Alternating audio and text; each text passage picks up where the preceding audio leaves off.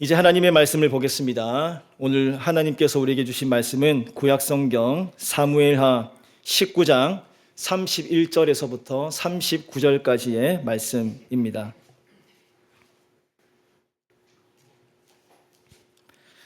31절의 말씀은 다 함께 읽고 32절의 말씀부터 좌우편으로 나누어서 교독하신 후 마지막 절은 합독하시겠습니다. 제가 31절 읽겠습니다. 길르앗 사람 바르실레가 왕이 요단을 건너가게 하려고 로글름에서 내려와 함께 요단에 이르니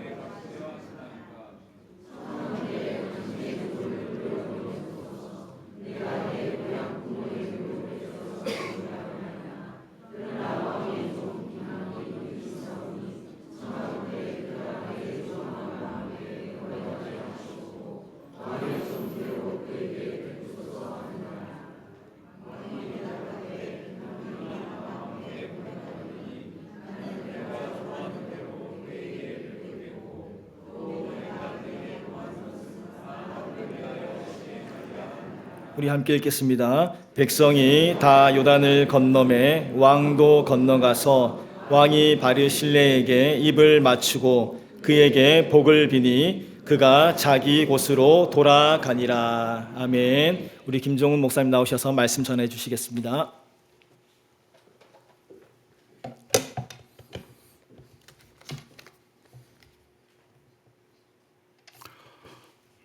샬롬. 네, 반갑습니다. 잠시 기도드리겠습니다.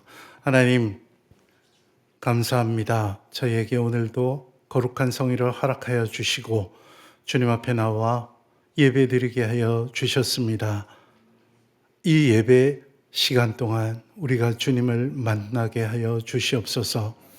특히 이제 주님 말씀 앞에 우리가 서 있습니다. 주님이 우리 귀를 열어주시고 우리의 영을 열어주셔서 주님께서 오늘 우리에게 하시고자 하는 그 말씀에 귀 기울여 들을 수 있도록 인도하여 주시옵소서. 모든 것을 주님께 맡기었고 예수님의 이름으로 기도하옵나이다. 아멘. 여러분, 사람들은 언제 자기의 모습을, 참 모습을 드러낼까요?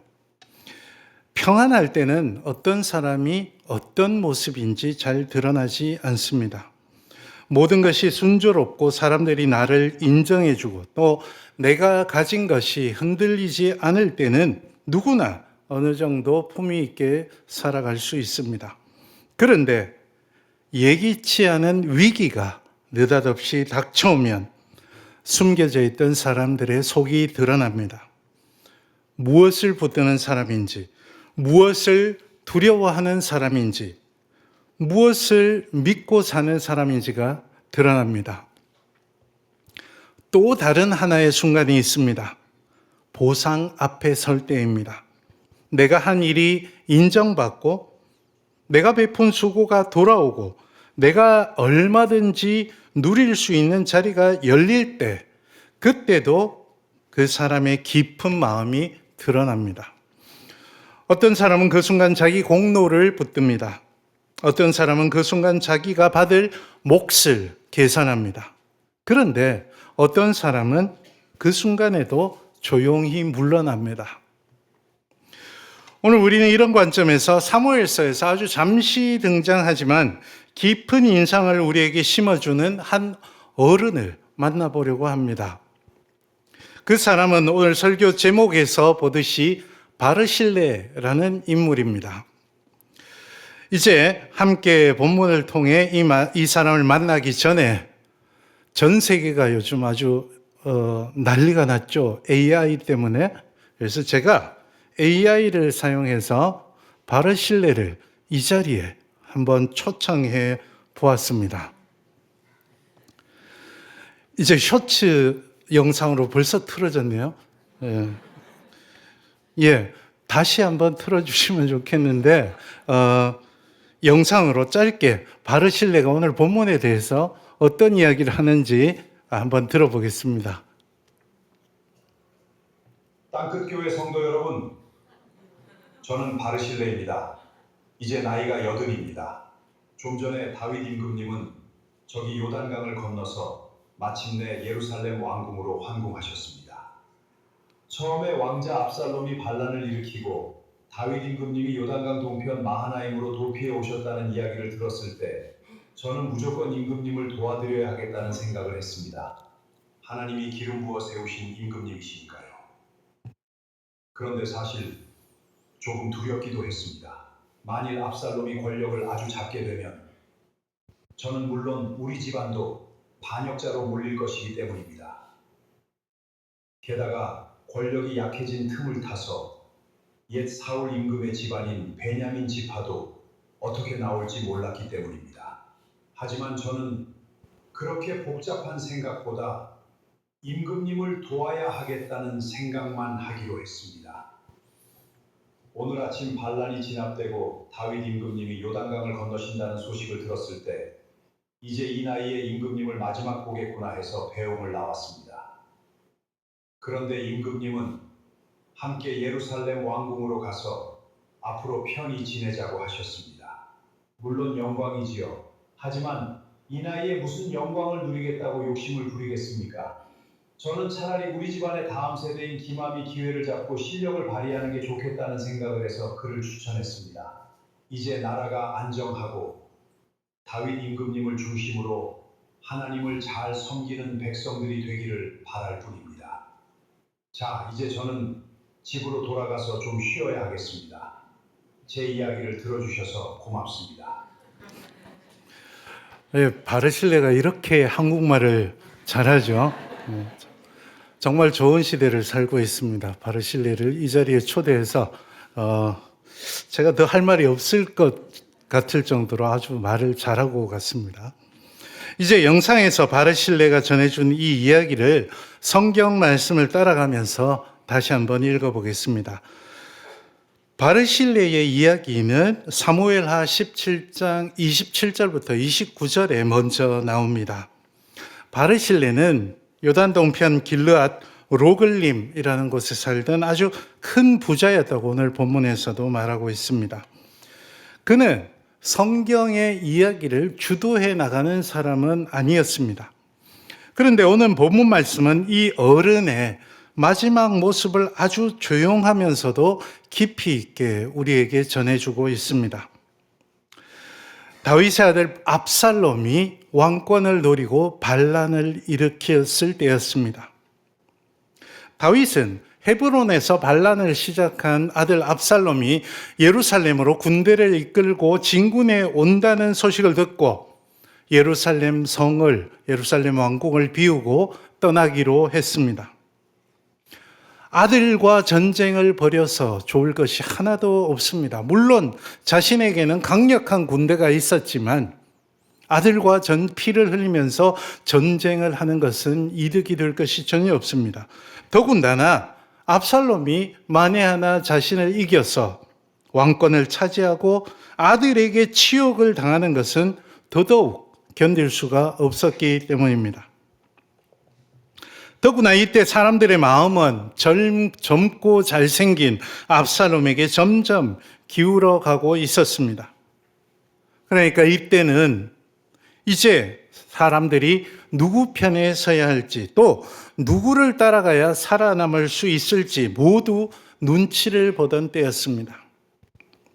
다윗은 겨우 요단강을 건너서 동쪽 땅 마하나임으로 갔습니다. 그와 함께한 사람들은 몸과 마음이 지쳐 있었고 배도 고팠을 것입니다. 게다가 압살롬의 추격하는 군대가 언제 들이닥칠지도 모르는 상황이었습니다. 바로 그때 오늘 본문의 주인공 바르실레가 나타납니다. 그는 놀랍게도 다윗과 그와 함께한 사람들이 잠을 자고 밥을 먹을 침상과 그릇을 가져왔습니다. 밀과 보리와 밀가루와 볶은 곡식도 가져왔다고 했습니다. 또 콩과 팥과 꿀과 버터와 양과 치즈도 가져왔습니다. 그렇게 자기가 가진 것들을 열어서 다윗 임금을 섬겼습니다. 그렇지만 이것은 정치적으로 볼 때 매우 위험한 선택이었습니다. 만일 압살롬이 승리하면 어떻게 되겠습니까? 바르실레는 반역자의 편에 선 사람으로 몰릴 수 있었습니다. 다윗을 도운 일 때문에 자기 집안마저 위험에 처해질 수도 있었습니다. 그러므로 바르실레의 이 행동은 계산만으로는 설명할 수 없습니다. 더욱이 이때는 사울의 남은 세력이었던 베냐민 지파도 혼란한 틈을 타서 기세등등에 있어서 언제 어떤 일을 당할지 알 수 없는 때였습니다. 한마디로 바르실레는 유리하고 강한 편에 선 것이 아니었습니다. 이미 권력의 흐름만 놓고 보자면 다윗 편에 서는 것은 결코 좋은 결정이 아니었습니다. 어쨌거나 시간이 흘렀습니다. 압살롬의 반란은 여러분이 아시듯이 우여곡절 끝에 겨우 진압이 되었습니다. 다윗은 다시 이제 예루살렘 왕궁으로 돌아가게 되었죠. 불안했던 시간이 지나고 다시 왕의 권위가 회복됩니다. 바로 이때 오늘 본문, 우리가 읽은 본문에서 바르실레가 다시 등장합니다. 이번에 바르실레는 다윗을 배웅하기 위해 요단강까지 내려옵니다. 다윗은 그런 바르실레를 그냥 보내려고 하지 않습니다. 그래서 오늘 읽었던 본문 33절에서 다윗이 바르실레에게 이렇게 말합니다. 너는 나와 함께 가자. 예루살렘에서 내가 너를 공궤하리라. 이것은 예루살렘으로 함께 가자는 왕의 초청입니다. 왕궁에서 남은 생애를 지내게 해주겠다는 왕의 호의입니다. 마하나임에서 다윗을 도왔던 그 수고를 이제 왕이 갚아주겠다는 말입니다. 얼마나 큰 영광입니까? 이제 그는 자기 수고에 대해 정당한 보상을 받을 수 있었습니다. 그런데 바르실레는 놀랍게도 그 초청을 거절합니다. 그는 34절과 35절에서 다윗에게 이렇게 말하죠. 내 생명의 날이 얼마나 있사옵기에 어찌 왕과 함께 예루살렘으로 올라가리이까? 내 나이가 이제 80세라. 어떻게 좋고 흉한 것을 분간할 수 있사오며 음식의 맛을 알 수 있사오리까? 이 종이 어떻게 다시 노래하는 남자나 여인의 소리를 알아들을 수 있사오리까? 어찌하여 종이 내 주 왕께 아직도 누를 끼치리이까? 이렇게 거절합니다. 참 이상하고 어찌 보면 아까운 거절입니다. 그런데 바르실레의 이야기는 여기서 끝나지 않습니다. 그는 단지 저는 가지 않겠습니다 라고만 말하지 않았습니다. 37절에서 그는 자기 대신 한 젊은이를 앞으로 세웁니다. 왕의 종 김함이 여기 있사오니 청하건대 그가 내 주 왕과 함께 건너가게 하고 사시옵고 왕의 처분대로 그에게 베푸소서. 바르실레는 자기에게 온 기회를 김함에게 넘깁니다.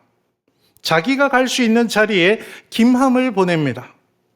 자기가 받을 수 있는 은총을 다음 세대에게 열어주었습니다. 바르실레는 자기 이름을 더 크게 만들 수 있는 순간에 김함의 이름을 불러주었습니다. 자기가 중심에 설 수 있는 순간에 다음 사람을 앞에 세워주었습니다. 다윗은 그런 바르실레에게 입을 맞추고 축복해 줍니다. 그리고 바르실레는 유유히 자기 집으로 돌아갑니다. 성경은 그 뒤에 바르실레 이야기를 길게 전하지 않습니다. 그는 그렇게 조용히 역사의 무대에서 사라집니다. 하지만 그는 허무하게 사라져버린 사람이 아니었습니다. 다음 세대에 길을 열어주고 사라졌죠. 그리고 하나님은 그런 사람을 잊지 않으셨습니다. 훗날 다윗은 죽음을 앞두고 아들 솔로몬에게 유언을 하면서 열왕기상 2장 7절에서 바르실레의 집안을 기억하라고 부탁합니다. 제가 열왕기상 2장 7절의 말씀을 읽어드립니다. 마땅히 길르앗 바르실레의 아들들에게 은총을 베풀어 그들이 네 상에서 먹는 자 중에 참여하게 하라. 내가 네 형 압살롬의 낯을 피하여 도망할 때에 그들이 내게 나왔느니라. 이렇게 다윗은 죽을 때까지 바르실레의 호의를 잊지 않았습니다. 또 성경 뒤쪽, 특히 수백 년 뒤에 예레미야서 41장 17절을 보면 김함의 이름의 흔적이 거기 남아 있습니다. 예레미야서 41장 17절에 베들레헴 근처에 게롯 김함이라는 한 장소의 이름이 나옵니다. 여기서 말하는 게롯 김함이라는 것은 김함의 숙소, 김함에 머무는 곳을 뜻합니다. 김함이 왕에게 부르심을 받아 베들레헴에 자리를 잡고 그의 이름이 그때까지 이곳에서 기억되고 있었음을 추측할 수 있는 대목입니다. 바르실레는 자기 이름을 남기려 하지 않았지만 그가 세운 다음 세대의 이름은 계속해서 남아 있었던 것이죠. 아들의 반역과 그 아들의 비참한 죽음이라는 핏빛의 어두운 압살롬 반란 사건 이야기에서 이 바르실레는 참 보석처럼 반짝이고 있습니다. 이제 바르실레의 이 이야기에서 오늘 우리가 어떤 교훈을 새겨야 할지 함께 살펴보겠습니다. 첫째, 바르실레는 혼란한 때 믿음의 기준으로 선택했던 사람입니다. 말씀드린 대로 본문의 배경은 사무엘하 17장 27절부터 29절에서 시작합니다. 다윗은 압살롬의 반란을 피해서 요단 동편 마하나임에 머물고 있었습니다. 그때 다윗은 예루살렘의 화려한 왕이 아니었습니다. 쫓겨난 왕, 피난길에 오른 왕, 미래가 불확실한 왕이었습니다. 이때 바르실레는 그런 다윗을 도왔습니다. 그는 다윗과 그 일행에게 먹을 것과 생필품을 가져왔죠. 이것은 단순한 친절이라고 설명하기에는 너무나 위험한 행동이었습니다. 말씀드린 대로 압살롬이 이겼다면 바르실레는 결국 반역자 편에 든 사람으로 몰려 죽임을 당할 수도 있는 그런 위험한 선택이었습니다. 그런데도 바르실레는 과감히 다윗을 도와주었습니다. 여기서 중요한 점은 바르실레가 단순히 정치적으로 다윗을 편든 것이 아니라는 사실입니다. 그는 유리한 쪽을 계산했던 사람이 아닙니다. 이미 권력의 중심은 예루살렘 성을 차지한 압살롬 쪽으로 기울어가 있는 것으로 보였기 때문입니다. 그런데 바르실레는 이 혼란한 시대에도 하나님께서 기름 부어 세우신 임금 다윗, 하나님께서 세우신 질서, 하나님 앞에서 옳다고 믿는 명분에 따라 과감하게 움직였던 사람입니다. 우리도 종종 혼란한 때에 맞닥뜨립니다. 그리고 그런 시대를 살아갑니다. 사람들은 늘 묻습니다. 어느 편이 내게 유리한가? 누구에게 줄을 서야 하는가? 어디에 있어야 내게 안전한가? 하지만 그런 계산을 복잡하게 하다가 결국 잘못된 결정을 하는 사람을 우리는 주위에서 얼마나 숱하게 보고 있습니까? 그러나 믿음의 사람은 먼저 묻습니다. 하나님 앞에서 옳은가? 이것이 사람을 살리는 일인가? 이것이 하나님 나라의 길에 가까운 것인가? 바르실레는 복잡한 계산보다 믿음의 명분을 앞세운 사람의 모습을 우리에게 보여줍니다. 모두가 눈치를 볼 때 그는 고난을 겪고 있는 다윗을 섬겨 주었습니다. 여러분, 우리는 여기서 그리스도인으로서 참 어른의 모습을 봅니다. 어른이란 나이가 든다고 해서 얻을 수 있는 호칭이 아니라는 생각을 합니다. 바르실레처럼, 특히 그리스도인들에게는 바르실레처럼 하나님의 눈으로 올바른 판단을 할 수 있는 사람이 참 어른이 아니겠습니까? 오늘 주님께서는 우리가 모두 하나님 편에서 참 어른으로 올바른 판단과 행동을 하라, 그렇게 거듭 말씀하십니다. 이 음성에 우리 모두 응답해서 교회에서 그리고 이 세상에서 하나님 눈에 참된 어른이 다 될 수 있기를 바랍니다. 그런데 바르실레의 진면목은 여기서 끝나지 않습니다. 둘째로, 바르실레는 보상 앞에서 자신을 내세우지 않았습니다. 오늘 우리가 읽은 본문은 반란이 끝난 뒤의 이야기입니다. 다윗이 자신을 배웅나온 바르실레에게 한 제안은 정말 엄청난 것이었습니다.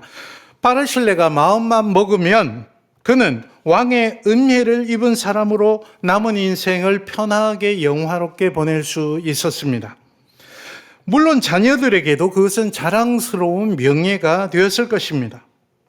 그런데 바르실레는 내가 이제 나이가 많으니 그런 영예와 영광이 다 무슨 소용이 있겠느냐라고 말하며 거절했습니다. 이 장면은 단순히 내가 늙어서 못 갑니다 라는 말이 아닙니다. 바르실레는 자기 자리를 아는 사람입니다. 그는 은혜를 베푼 뒤에 그 은혜를 권리로 바꾸려 하지 않았습니다. 섬김을 보상의 근거로 만들려 하지 않았습니다. 그리고 자기 공로를 왕궁 입성의 명분으로 만들려고 하지도 않았습니다. 여러분, 바르실레는 다윗을 도와줄 줄도 알았지만 다윗의 보상을 거절할 줄도 알았습니다. 이것은 참 어려운 믿음입니다. 섬기는 것보다 더 어려운 것은 섬긴 뒤에 자신을 내세우지 않는 것입니다. 교회 안에도 많은 섬김이 있죠. 누군가는 보이지 않는 자리에서 헌신을 합니다. 누군가는 어려울 때 공동체를 지킵니다. 그리고 또 누군가는 교회가 힘들 때 묵묵히 그 짐을 지고 갑니다. 그런데 그런 섬김의 시간이 지나면서 내가 어떻게 했는지 아느냐, 내가 이만큼 했다는 마음으로 바뀔 때가 있습니다. 그때 섬김은 은혜가 아니라 권리가 되어버립니다. 바르실레는 그 길로 가지 않았습니다. 그는 왕에게 받을 수 있는 것을 받지 않았습니다. 자신이 누릴 수 있는 명예를 내려놓았습니다. 바르실레의 겸손은 말뿐인 겸손이 아니라 실제 기회를 내려놓는 행동의 겸손이었습니다.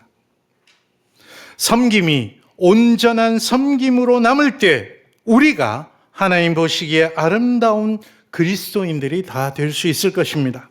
우리 교회가 하나님 보시기에 아름다운 공동체가 될 수 있을 것입니다. 바로 이 모습이요, 오늘 하나님께서 바르실레를 통해서 오늘 우리에게 바라시는 모습인 줄 믿습니다. 그런데 바르실레의 겸손은 단지 나는 안 받겠습니다 해서 끝나지 않았습니다. 세 번째로, 바르실레는 다음 세대를 세우고 조용히 사라졌습니다. 바르실레는 본문 37절에서 다윗 임금에게 이렇게 말합니다.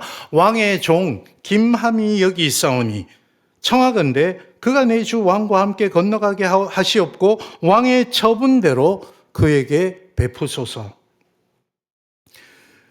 우리는 김함이라는 인물이 누구인지 잘 알지 못합니다. 바르실레의 아들인지 아니면 그저 가까운 젊은이인지 본문이 자세히 말해주지 않기 때문입니다. 그러나 분명한 것은 바르실레가 자기가 가야 할 자리를 자기 대신 김함으로 추천했다는 사실이죠. 이 장면이 정말 아름다운 이유는 바르실레가 마지막까지 자기 이름을 붙잡지 않았기 때문입니다. 그는 예루살렘으로 가서 왕 곁에서 남은 생을 보내는 대신에 다음 세대에게 길을 열어주었습니다. 그는 이렇게 말하는 사람이었습니다. 나는 여기까지 왔습니다. 이제 저 사람이 가게 해 주십시오. 이것은 결코 쉬운 일이 아닙니다. 사람은 나이가 들수록 자신이 이룬 것을 다른 사람들에게서 확인받고 싶어 합니다. 저도 그런 거 보면 저도 이제는 나이가 든 것 같기도 합니다. 이렇게 서러워지는 게 많고 확인 안 해주면 서러워지고 그럽니다. 또 내가 아직 중요하다는 것을 인정받고 싶어 합니다. 내가 한 일을 기억해 달라고 말하고 싶어 합니다. 그런데 바르실레는 정반대의 길을 걸어갑니다.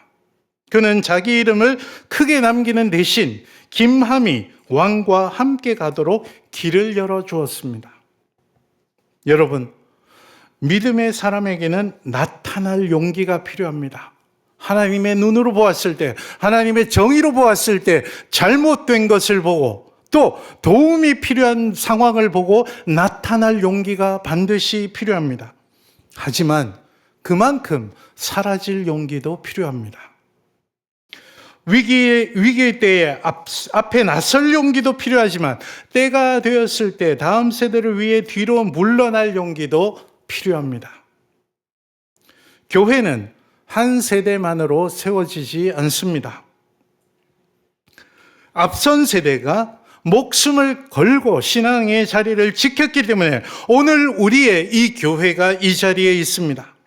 그러나 앞선 세대의 가장 아름다운 마무리는 자기 자리를 끝까지 붙들려고, 자기 권력을 끝까지 붙들려고, 자기 영향력을 끝까지 내세우려고 하는 것이 아니라 다음 세대가 하나님 앞에 서도록 길을 열어주는 데 있습니다. 바르실레는 김함을 통해서 다음 세대를 세워주었습니다. 그는 자기 인생의 마지막 장면에서조차 나를 기억해 주십시오 라고 말하지 않고 이 젊은이를 데려가 주십시오 라고 말했습니다. 여러분, 바르실레가 정말로 이렇게 사라져버린 것처럼 보이지만 하나님은 그의 이름을 지워버리지 않으셨습니다. 말씀드린 대로 열왕기상 2장 7절에서 다윗은 죽기 전에 솔로몬에게 부탁했죠. 길르앗 바르실레의 아들들에게 은총을 베풀어 그들이 네 상에서 먹는 자 중에 참여하게 하라. 다윗은 죽을 때까지도 바르실레의 호의를 잊지 않았습니다. 바르실레는 왕궁의 영광을 거절했지만 그의 섬김은 기억되었습니다. 그는 자기 이름을 앞세우지 않았지만 성경은 그의 이름을 오늘 우리에게까지 남겨주었습니다. 그는 조용히 역사의 무대에서 물러났지만 하나님은 그의 믿음과 인품을 말씀 안에 남겨두셨습니다.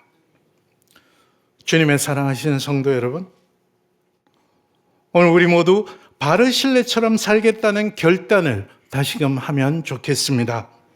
복잡한 계산보다 단순한 믿음의 명분을 앞세우며 붙들면 좋겠습니다. 섬긴 뒤에는 그 섬김을 권리로 만들지 않으면 좋겠습니다. 그리고 때가 되었을 때 다음 세대를 세우고 기꺼이 물러날 수 있는 사람, 하나님 앞에서 참 어른들이 다 될 수 있으면 좋겠습니다. 하나님의 나라는 자신을 드러내는 사람만으로 세워지지 않습니다. 조용히 돕고 조용히 내려놓고 조용히 다음 사람을 세우는 사람들을 통해서 세워집니다. 우리 주 예수님께서 예루살렘으로 올라가실 때 제자들이 그 길에서 서로 다투었습니다. 이제 예루살렘에 올라가서 예수님이 임금이 되시면 누가 으뜸이 될 것이냐를 놓고 다투고 있었습니다. 그때 예수님께서 하신 말씀을 다시 기억해 보면 좋겠습니다. 마가복음 10장 42절부터 45절의 말씀입니다. 화면을 보면서 함께 한 목소리로 읽어보면 좋겠습니다. 시작. 예수께서 불러다가 이르시되 이방인의 집권자들이 그들을 임의로 주관하고 그 고관들이 그들에게 권세를 부리는 줄을 너희가 알거니와 너희 중에는 그렇지 않을지니 너희 중에 누구든지 크고자 하는 자는 너희를 섬기는 자가 되고 너희 중에 누구든지 으뜸이 되고자 하는 자는 모든 사람의 종이 되어야 하리라. 인자가 온 것은 섬김을 받으려 함이 아니라 도리어 섬기려 하고 자기 목숨을 많은 사람의 대속물로 주려 함이니라. 아멘. 제자들은 큰 사람이 되고 싶어 했고 으뜸이 되고 싶어 해서 서로 다투고 있었습니다. 그런데 그때 예수님께서는 섬기는 사람이 큰 사람이다. 종으로 되는 사람이 으뜸이다. 라고 말씀해 주셨습니다. 그것이 예수님이 가시는 십자가의 길을 따르는 제자의 도다. 이렇게 가르쳐 주셨습니다. 바르실레가 보여줬던 그 모습이 단순히 지혜로운 참 어른의 모습이 아니라 섬기는 큰 자, 종인 으뜸, 십자가의 길을 뒤따라가는 그리스도의 제자의 모습을 오늘 우리에게 보여주는 것이었습니다. 바르실레의 이 모습과 예수님의 이 말씀을 통해서 오늘 우리의 삶을 다시금 결단하는 저와 여러분이 될 수 있기를 간절히 바랍니다. 기도합시다. 주님, 우리에게 바르실레의 믿음을 주옵소서. 혼란한 때에 옳은 길을 선택할 믿음을 주시고 섬긴 뒤에 자신을 내세우지 않는 겸손을 주시며 다음 세대가 설 수 있도록 기꺼이 자리를 내어주는 넉넉한 마음을 주옵소서. 예수님의 이름으로 기도하옵나이다. 아멘.